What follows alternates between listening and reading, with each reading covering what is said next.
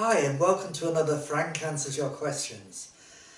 During the week I was involved in an appraisal course, and somebody said on the appraisal course, how do you manage poor performance in an appraisal? And so I'm going to try and answer that question, but I suppose first of all I want to say that really appraisals are not about managing poor performance. Poor performance should be managed on an ongoing basis. If somebody is not performing, we need to deal with it as and when that happens. And, I'm not saying that, that you don't talk about it in an appraisal. That's not what I'm saying. But, people sometimes have this idea that an appraisal is where we sit down and we meet and we try and get somebody to improve and everything like that, which we do. But we also, use it as a poor performance and it's a time to beat them and it's a time to do all these things. Absolutely not. Yes, an appraisal is part of the process, and yes, if somebody isn't performing well, then we need to bring that into the appraisal as well. Of course we do.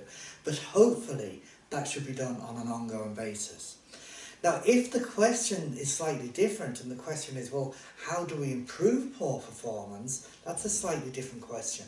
And that's what I'm going to try and answer now in the next few minutes for you.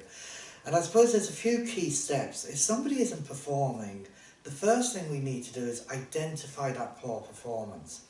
And that's called identifying the performance gap. So if, for example, that's the level of performance that you are expecting from your team or an individual in your team, and that individual is falling under that, the difference between the two is called a gap. It's a performance gap. And therefore what we need to do is we need to first of all identify that there is a performance gap. We need to secondly get agreement from the individual that there is a gap, because there's no point in me talking about a performance gap if the individual can't see that gap and doesn't agree with it. I need to have facts to back it up, I need to have stats, I need to have whatever I need. So all of these things are important, so I need to get agreement from that individual that the gap does exist. The third thing then I need to do is I need to investigate why that gap exists. What are the reasons?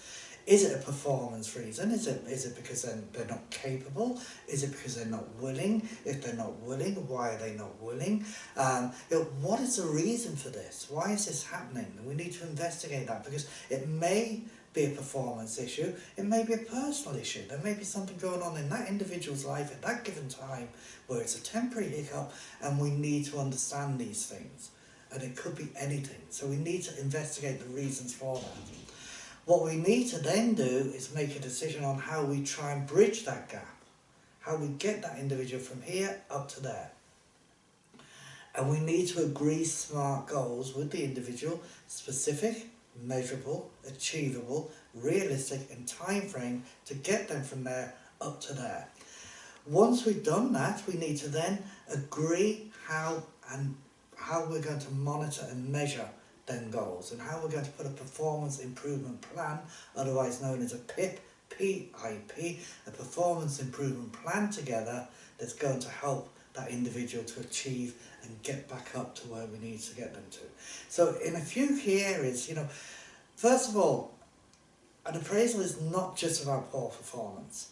Secondly, if there is poor performance, it should be dealt with on an ongoing basis, and how you deal with it is you identify the performance gap, number one, you gain agreement that a gap exists, number two, you investigate the reasons for the gap, number three, you then agree SMART goals with the individual on bridging the gap, you then agree how you're going to monitor and measure it and manage it going forward, and you create together a performance improvement plan.